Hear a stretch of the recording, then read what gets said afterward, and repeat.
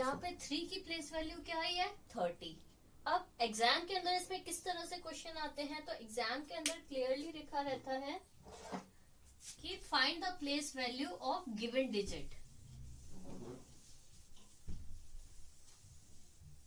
तब देखते हैं कि इसके अंदर एग्जाम में किस तरह से क्वेश्चंस आते हैं। तो एग्जाम में क्वेश्चन आ जाएगा फाइंड द प्लेस वैल्यू, फिर यहाँ आपको क्वेश्चंस दिए रहेंगे।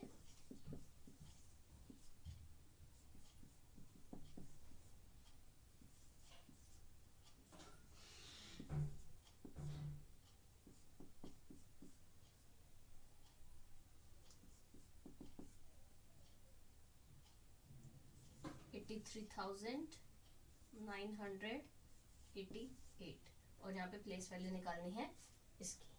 तो एग्जाम में जब क्वेश्चन आता है या तो एक पर्टिकुलर एक नंबर दे देते हैं कि जो नंबर सब में कॉमन आ रहा है, जैसे इन तीनों नंबर्स के अंदर कॉमन क्या है 3, तो क्वेश्चन में आ जाएगा find the place value of 3। तो अगर हम यहाँ पे 3 की प्लेस वैल्यू देखते हैं तो 3 की प्लेस वैल्यू क्या आएगी 3 इंटू, अब ये कौन सी प्लेस पे है 1s, 10s, 100, 1000, तो इंटू 1000, तो 3 की प्लेस वैल्यू क्या हुई 3000। यहाँ पे 3 इंटू ये कौन सी प्लेस पे है 1s, तो यहाँ पे 1 कर देंगे तो 3 की प्लेस वैल्यू हुई 3।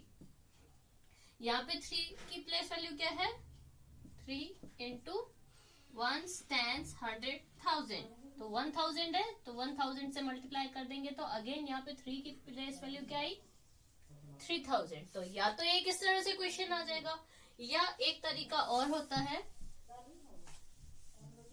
एग्जाम के अंदर दे देंगे कि नंबर्स दिया और अंडरलाइन कर देते हैं एक नंबर पे, हमें उस नंबर की प्लेस वैल्यू निकालनी होती है। तो यहाँ पे किसका अंडरलाइन है 5, तो 5 इंटू फिर आगे ये कौन सी प्लेस पे है तो 1s, 10s, 100, तो यहाँ लिख दिया 100 इज इक्वल्स टू 500। तो फर्स्ट नंबर दैट इज 3518, इसमें 5 की प्लेस वैल्यू क्या है 500। अब इसके बाद 4 की प्लेस वैल्यू निकालनी है नेक्स्ट में, तो 4 इंटू, अब ये चेक करेंगे हम 1s, 10s, 100, 1000, तो इसकी 1000 से मल्टीप्लाई करेंगे तो क्या आएगी प्लेस वैल्यू 4000।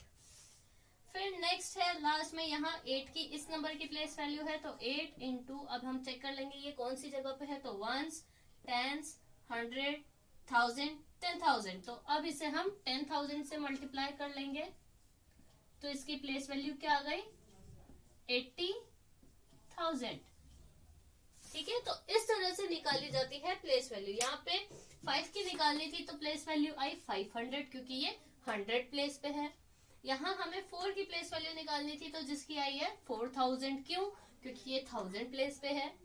8 की प्लेस वैल्यू निकालनी थी तो इसकी आई है 80,000, क्यों क्योंकि ये 10,000 वाली प्लेस पे। तो इस तरह से करके निकाली जाती है प्लेस वैल्यू। अब हम पढ़ेंगे Roman numbers.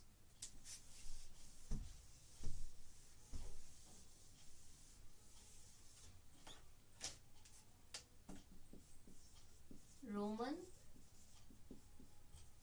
Numbers, Roman number के अंदर कुछ नंबर्स फिक्स होते हैं कि हम उनको इस तरह से ही लिख सकते हैं और उनके बेसिस पे हम बाकी नंबर्स बनाते हैं। जैसे कि 1, तो इसको एक तरह से आई की तरह लिखा जाता है। 5, इसे v की तरह लिखा जाता है। 10, इसे हम x लिखते हैं। 50, इसे हम l लिखते हैं। 100, इसे हम c लिखते हैं। 500, इसे d लिखा जाता है। फिर इसी तरह से इन नंबर्स को लिखा जाता है। इसके बाद हम इनके नंबर्स फॉर्म करते हैं। तो 1 को तो इसी तरह से लिखा जाएगा, 2 को लिखेंगे तो 2 बार हम 1 लिख देंगे, 3 लिखना होगा तो 3 बार 3 लिख देंगे।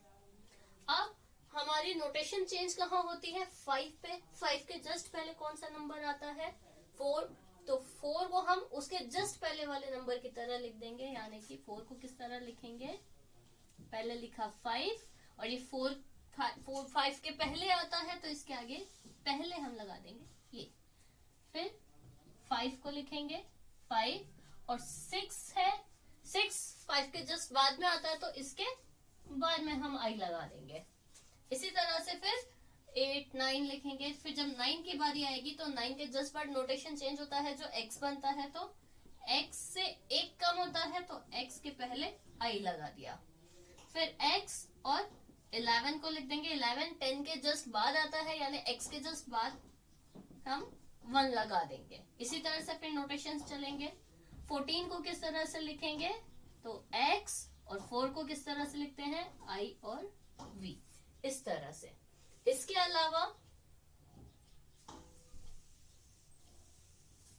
जब 19 लिखना होगा तो किस तरह से लिखेंगे तो x i x, इस तरह से। 20 डबल x, 30 ट्रिपल x, 40, देखो 4 के जस्ट बाद आता है 5, 40 के बाद आता है 50, 50 में नोटेशन चेंज हो जाएगा तो x और l, इस तरह से लिखेंगे। इसी तरह से 100 लिखेंगे, फिर इस तरह से आगे जाके आप और नंबर्स लिख सकते हैं। फॉर एग्जाम्पल ले लो 707, तो 500 को क्या लिखते हैं d, फिर इसके बाद 2 बार 100 100 यानी 600 और 700 तो c c, और ये 7 लिखा है तो 7, इस तरह से लिखेंगे हम 707। तो इस तरह से इन नोटेशंस को मैच कर करके हम नंबर्स बनाते हैं इन रोमन नंबर्स। अब इस चैप्टर की जो एक्सरसाइजेस हैं ये हम करेंगे अपने नेक्स्ट वीडियो में।